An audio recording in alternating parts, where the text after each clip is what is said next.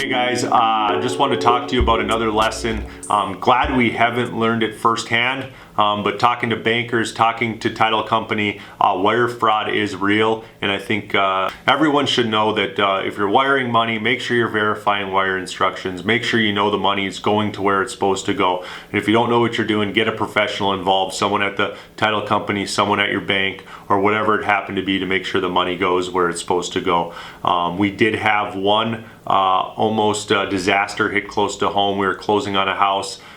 They were buying in Colorado. I think the proceeds were over $500,000 from the sale. We were going to wire it out, or the sellers were going to wire it out there. They went to the bank, they did everything, they put the wire instructions in, sent it off, and something just did not sit right with the banker.